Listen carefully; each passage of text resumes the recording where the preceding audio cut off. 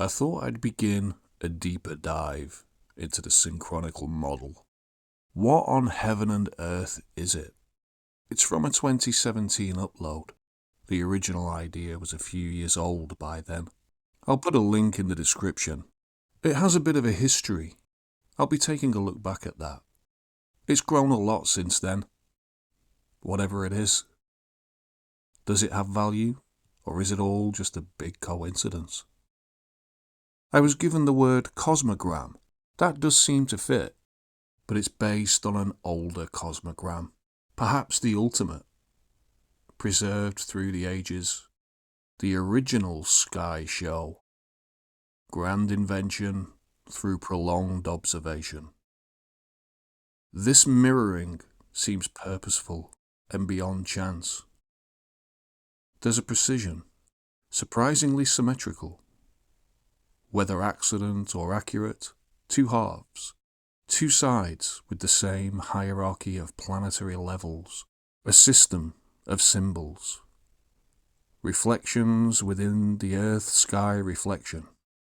If this system of planetary rulership really does date back to the pre-telescopic, then it's well worked out. Excellence of observation. Not so primitive people after all. Did they clock this all with the naked eye? Was it just a guess? A coincidence?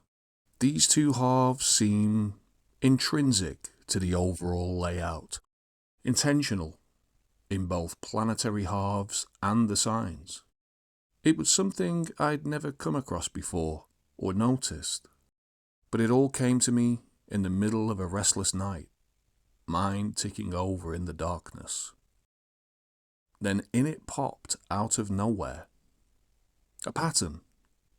A signal, as though to herald through eternity a message.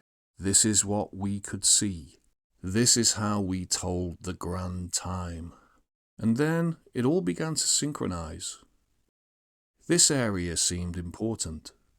Saturn at the top of the planetary tree, presiding over two signs in one single house. And the date, January the 20th,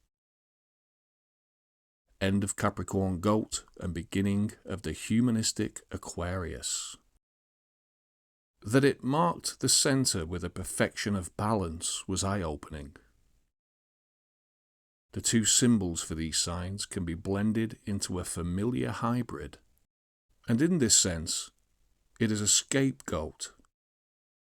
It marks the moment when the scapegoat is anointed to bear the sins of all. The scapegoat takes on the concerns of an entire country. The seat of the scapegoat lies between extremes, polarities, red and blue. Whoever you vote for, the scapegoat gets in.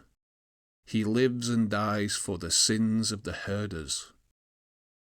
And the date, January the 20th, secured through the 20th Amendment, also known as the XX Amendment, doubling up as the seal of Saturn.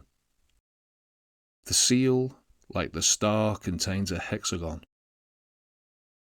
just like the one on the North Pole of the planet itself. The hexagon contains the cube, tool for the selection of the scapegoat, who sits inside the Saturn house, half earth, half air, half goat, half human. A perfect sky-ground ceremony. It is strange that when I uploaded it for the first time, back in 2017, the new scapegoat went on to be halved again. Two scapegoats in one. And this theme is continually pushed into the mainstream. A narrative to feast on. A new suited beast for you to adore or condemn. Fulfilling prophecies by design. Extremities or polarities divide and rejoin together. Pillars of an abstract cosmogram template, realigned and reimagined. Since its first reveal, we saw many things at the centre of it all. We saw the great mutation of Saturn and Jupiter in 2020, and Pluto returning in 2024. Just in time for the reselection. The birth of a nation echoed at its possible end.